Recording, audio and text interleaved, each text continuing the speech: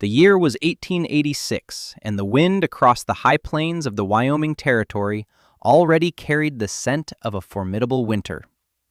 It was a dry, scouring wind that stripped the last stubborn leaves from the cottonwoods along the creek and promised a cold that would sink deep into the bones of the earth. For Evelyn Reed, the wind was a clock, counting down the days she had left. Her husband, Thomas, was 3 months gone, the victim of a falling lodgepole pine that had left her a widow with 2 young children and a homestead that felt impossibly large and empty. While other settlers were engaged in the familiar, frantic rhythm of autumn, mending fences, stacking hay, and piling cords of firewood into towering ranks against their cabins, Evelyn was engaged in an act that, to her neighbors, looked like madness born of grief. She was digging a hole. It was not a small hole, not a root cellar or a new privy, but a vast, rectangular pit carved slowly and painfully from the tough prairie sod and the dense, clay-like soil beneath. Day after day, from the thin light of dawn until the long shadows of dusk forced her to stop, Evelyn worked with a spade and a mattock, her movements methodical and unhurried. The pile of excavated earth grew into a small hill beside the excavation, a raw, brown wound on the muted green and gold landscape. Her son, Samuel, who was 8, helped by hauling away smaller rocks in a wooden bucket, his face set with a seriousness that was too old for his years. 6-year-old Clara gathered the tough, fibrous roots that her mother's spade severed, piling them for kindling. They worked in a bubble of quiet concentration, a small, determined family carving out a space that no one else in their isolated valley could comprehend. It was Amos Kelleher who first broke the unspoken agreement of their neighbors to leave the grieving widow to her strange business. He was a practical man, his hands thick and calloused from a lifetime of wresting a living from unforgiving land, and his mind worked in straight, predictable lines. He reined in his horse at the edge of her property, his wife Dora seated behind him, and watched for a long moment as Evelyn leveraged a heavy, stone-stubborn clod of earth from the pit. He cleared his throat, a sound that seemed unnaturally loud in the vast quiet. "Evelyn!" he called out, his voice laced with a genuine, if condescending, concern. "What in God's name are you doing? Winter's a month off, maybe less. Your woodpile is barely half of what it ought to be, and you're digging." Evelyn paused, resting one hand on the worn handle of the spade. She looked up at them, her face smudged with dirt and her brow slick with sweat despite the autumn chill. She did not seem surprised by the interruption. She seemed to have been expecting it. "I'm building a place for the wood, Amos," she said, her voice even and calm. Dora Kelleher shifted behind her husband, her expression a mixture of pity and morbid curiosity. From her perch, all she could see was a woman digging a grave-like trench, a sight that fed the whispers already circulating through the small community, that Thomas Reed's death had unseated his wife's mind. "A place for it?" Amos repeated, frowning. "A shed, you mean? You're laying a foundation?" He squinted at the hole, trying to fit her actions into a framework he could understand. A foundation required level ground, not a pit 8 feet deep. "No," Evelyn said simply. "Not a shed. A cellar." She turned back to her work, driving the spade into the earth with a heavy grunt. The conversation, from her perspective, apparently concluded. Amos and Dora exchanged a look. He saw baffling foolishness. She saw tragic delusion. The encounter did little to quell the gossip. In fact, it gave it shape and substance. At the next gathering, at the small makeshift trading post, Dora's hushed tones painted a vivid picture.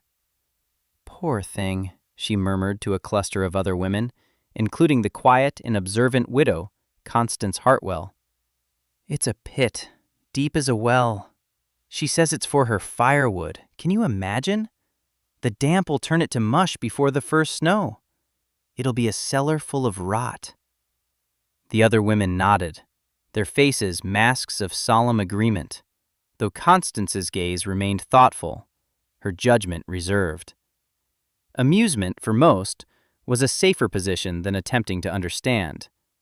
The men, gathered around a barrel of nails, took a more practical but no less dismissive view, led by Amos's authoritative pronouncements. "Wood needs air," he declared, gesturing with a piece of jerky. "Everyone knows that. You stack it so the wind can get through it. Keep it dry. You put it in the ground, you're just inviting the damp to settle in its bones. By January, she'll be trying to burn sponges." He laughed, a short barking sound, and the others joined in, their shared certainty a comfortable and familiar cloak. They had seen generations of winters on the plains and in the mountains. They knew what worked.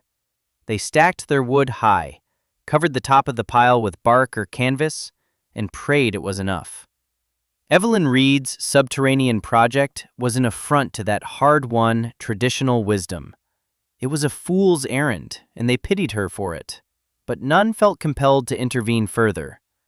She would learn her lesson the hard way, as the frontier taught all its most important lessons. Evelyn was not ignorant of their whispers or their pitying glances. She felt them like a change in atmospheric pressure, a subtle weight in the air when she made her weekly trip to the post for flour and salt. But their skepticism did not touch the core of her resolve, for her plan was not born of grief-addled fancy. It was a memory, a legacy from Thomas. He had not been a man of this high, dry country. He had grown up farther east, but had spent 2 years as a young man trapping in the far northern territories, lands where winter was not a season, but a dominant state of being.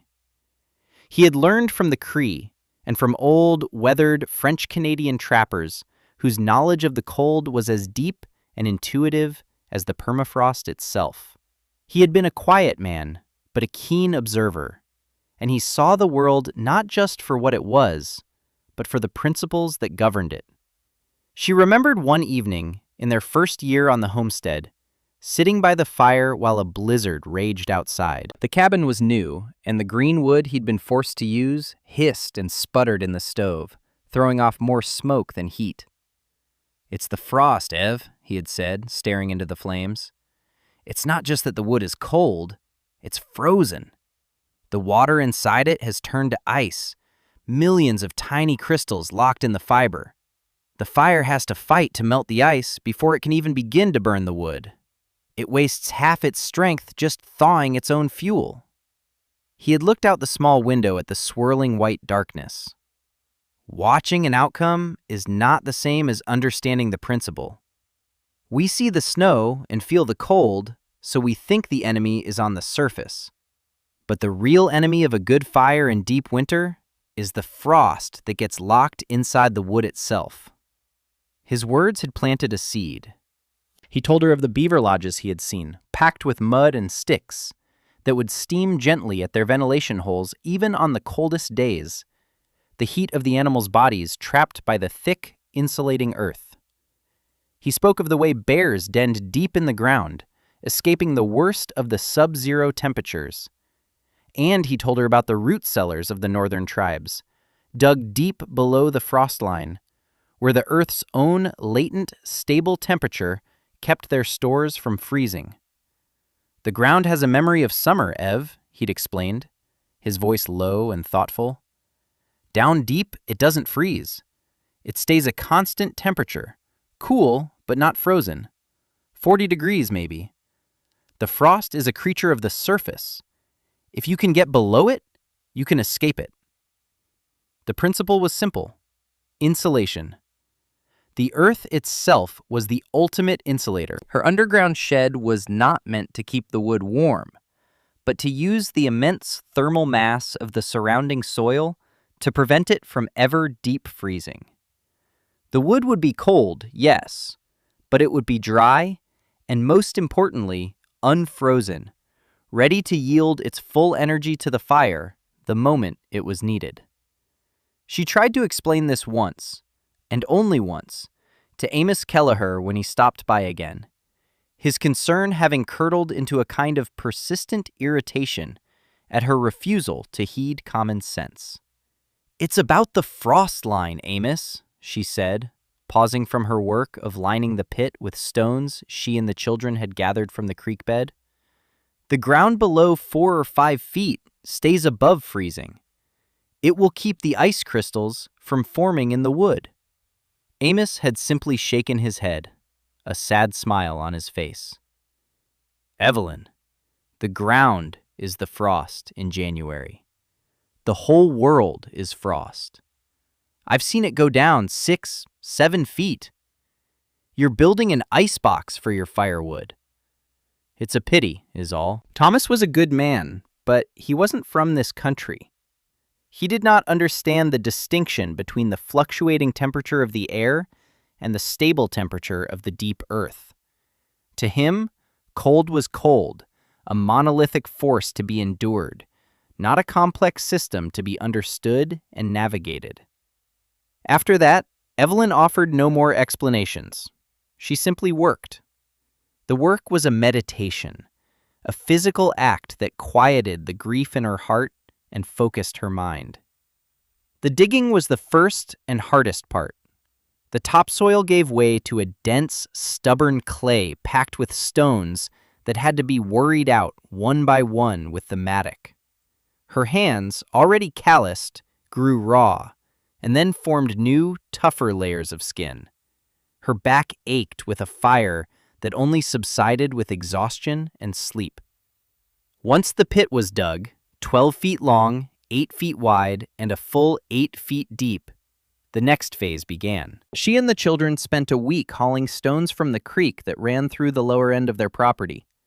They used a small handcart Thomas had built, loading it with smooth, rounded river stones and wrestling it back up the gentle slope to the pit. Evelyn selected each stone with care, fitting them together without mortar, creating a dry stacked wall that was both strong and permeable, allowing any ground moisture to weep through without building up pressure. The sound of stone grating against stone became the new rhythm of their days. For the roof, she needed timbers. She had no money to buy new lumber, and no time or strength to fell and mill her own. But Thomas had been a builder, and behind the barn stood the skeletal remains of a drying shed that had been poorly sited and collapsed under heavy snow 2 winters before. The wood was seasoned and sound. Using a system of levers and rollers, she moved the heavy beams one at a time, a process that took days of painstaking, dangerous effort. She positioned them across the stone-lined pit, setting them close together to form a solid ceiling. Over this, she laid a precious resource, a large, heavy oilcloth tarpaulin that had been meant for covering a wagon. It was waterproof, and it would form the critical barrier against moisture from above. She tucked its edges down along the stone walls, creating a seal. Then came the earth. She shoveled all the excavated dirt back onto the timber and canvas roof, packing it down in layers, the children treading on it with their small boots to compact it. The mound grew until it was a smooth, brown hillock, 3 feet thick at its center. The final layer was the most important. With a sharp spade, she cut thick bricks of living sod from the prairie, each one heavy with a tangled mat of grass roots. She laid these over the packed earth like immense shingles, fitting them tightly together.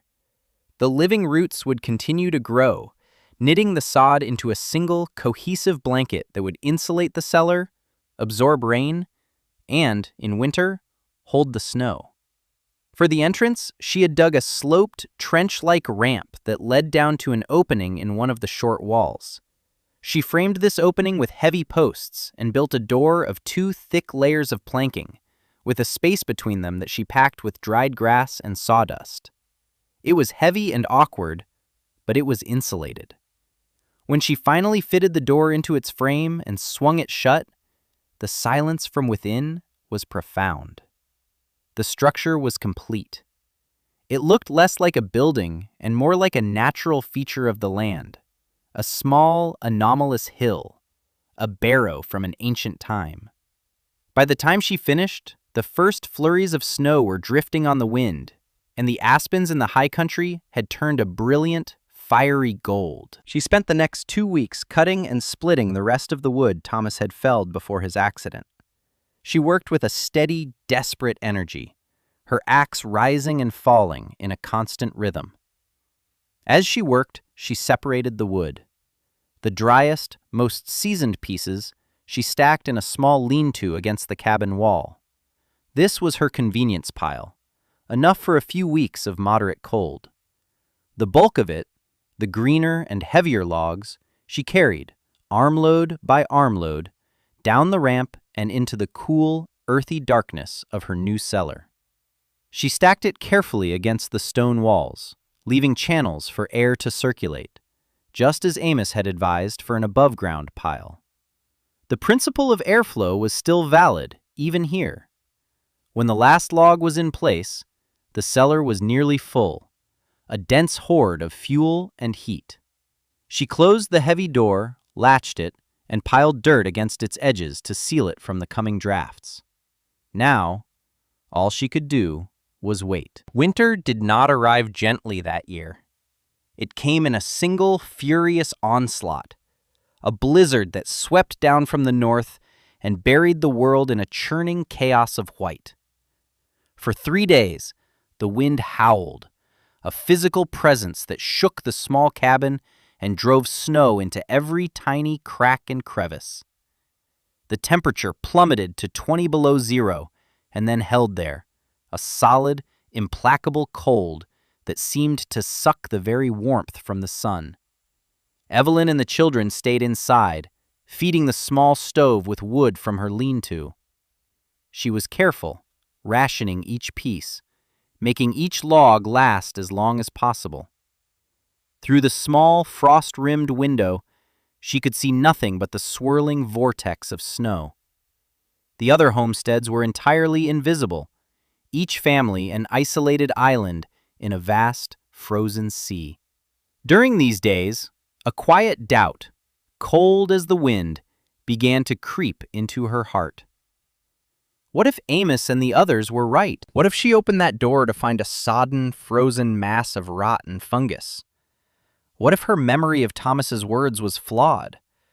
Or what if his principles, learned in a different land, did not apply here? The weight of her decision pressed down on her.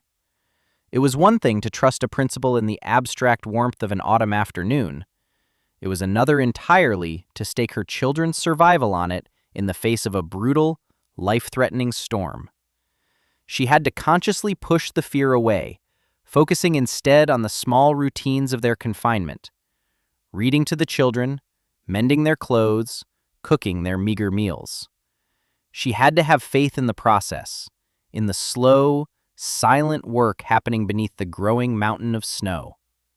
When the storm finally broke, the world was transformed. It was a landscape of surreal and beautiful desolation.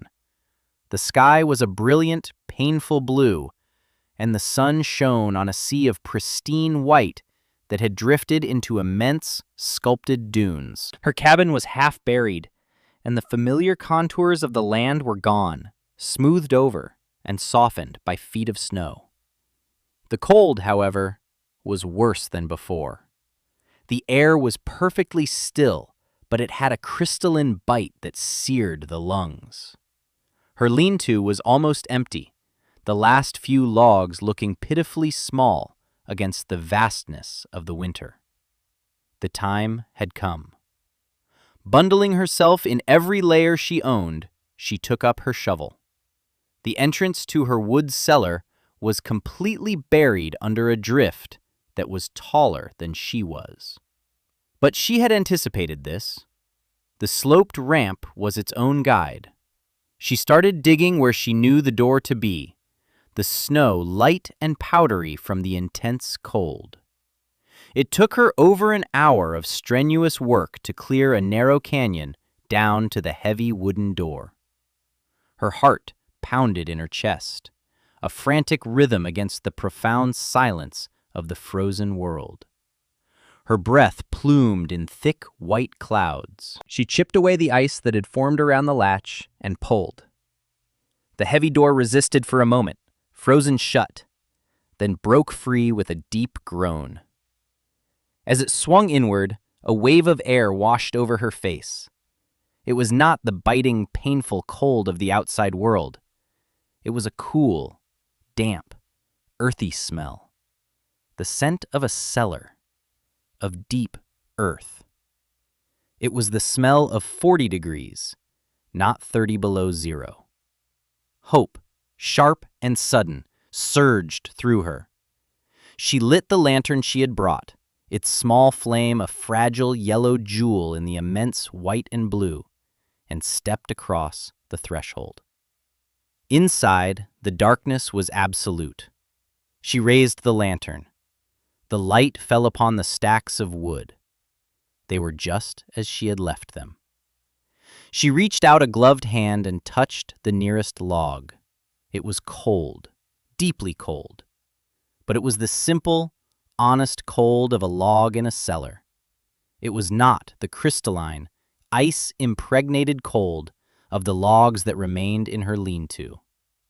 There was no frost sparkling on its surface. It felt dry to the touch.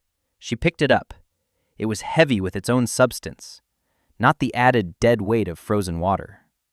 She gathered an armload, her movements clumsy with haste and relief, and carried them back up the ramp into the blinding sunlight. Back in the cabin, the children watched with wide, anxious eyes as she opened the stove. The existing coals were a pale, dying red. She laid 2 of the new logs on them. There was no hiss, no sizzle of melting ice, no sputtering protest. Instead, after a moment, a small tongue of flame licked at the wood, then another. Within a minute, the logs had caught, and a deep, satisfying roar filled the stove. A wave of potent, generous heat began to spread through the small room. A heat that felt different, cleaner, and stronger than any they had felt for days. In that moment, sitting on the floor before the radiating warmth, Evelyn felt a profound sense of peace settle over her. It was the quiet, triumphant feeling of a principle proven true. She thought of Thomas, not with the sharp pain of grief, but with a deep, abiding gratitude. He had given her more than just his love and his children. He had given her a way of seeing, a way of understanding the world that went deeper than mere tradition. He had known that the earth held its own warmth, and he had trusted her to understand how to ask for it. She had honored his memory not by mourning him, but by putting his wisdom into practice. She had faced the skepticism of her community and the raw power of a Wyoming winter, armed only with a memory, a principle, and the strength of her own hands. And she had won. For the next week, the deep freeze held the valley in its grip. Smoke plumed from the chimneys of the other homesteads, but it seemed thin and intermittent. Inside Evelyn's cabin, a steady, comfortable warmth prevailed. The children's laughter returned, and the oppressive weight of survival eased. They had fuel, and they had plenty.